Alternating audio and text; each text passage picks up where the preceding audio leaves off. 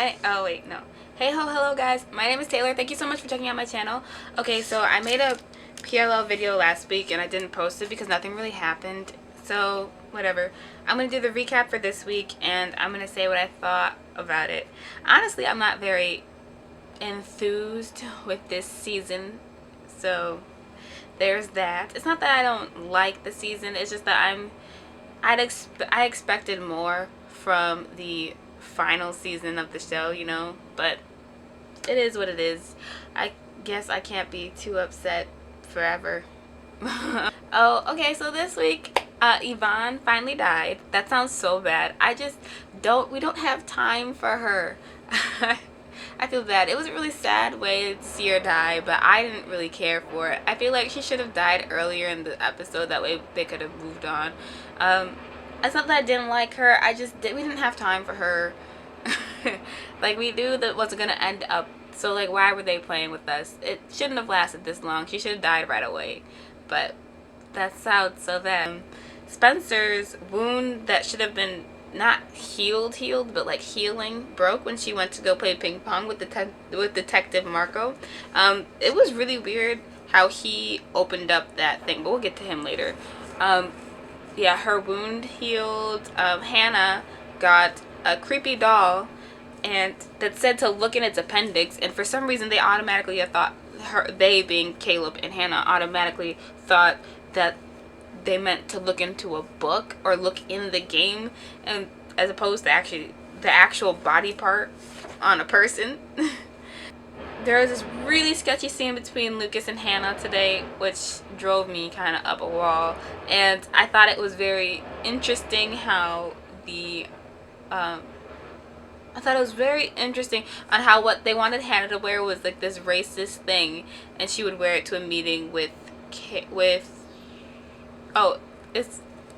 would wear this racist costume to a meeting with Lucas. Out of all people, it's from these Japanese people. She wore like a racist version of a geisha or something. I think that's what they're called.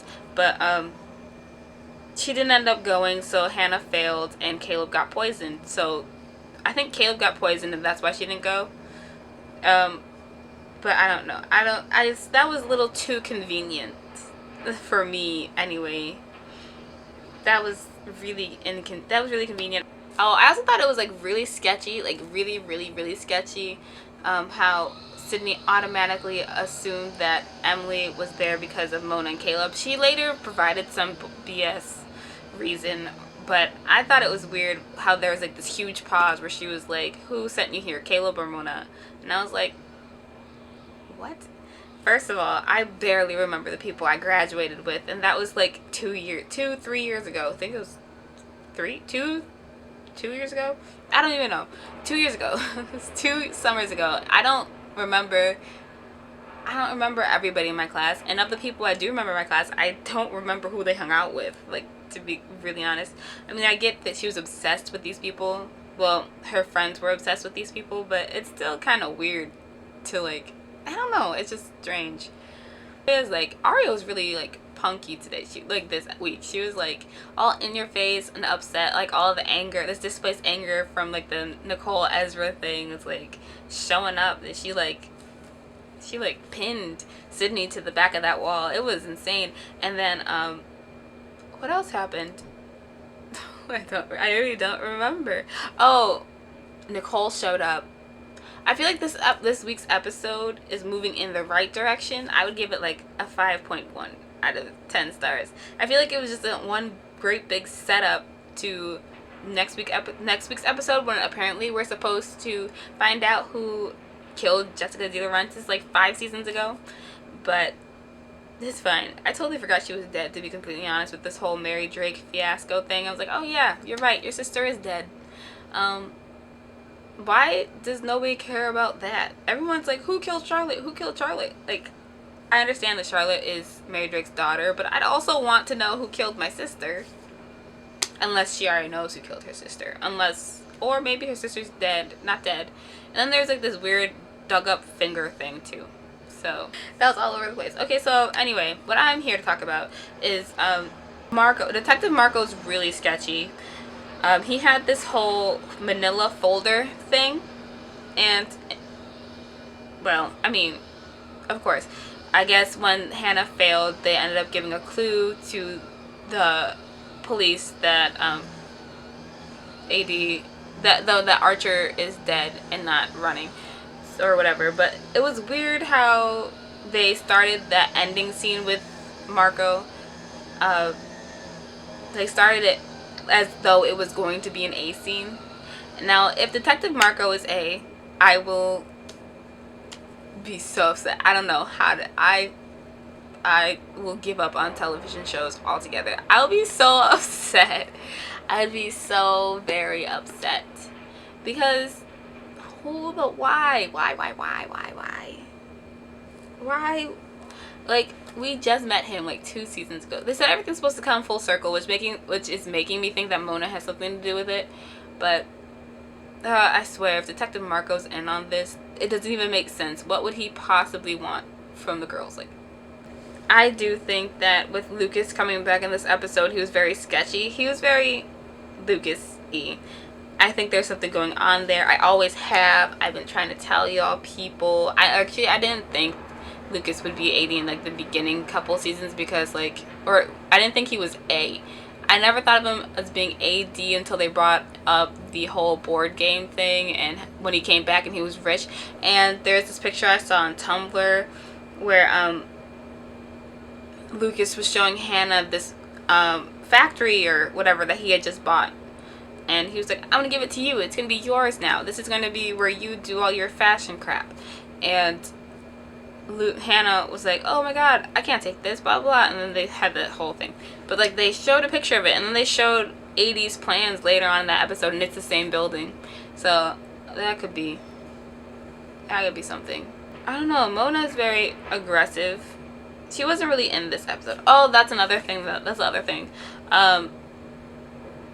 I think that Sydney is being set up she's being set up to take the fall for something that she's not going to have done. And I don't understand why they would do that with such an invaluable character.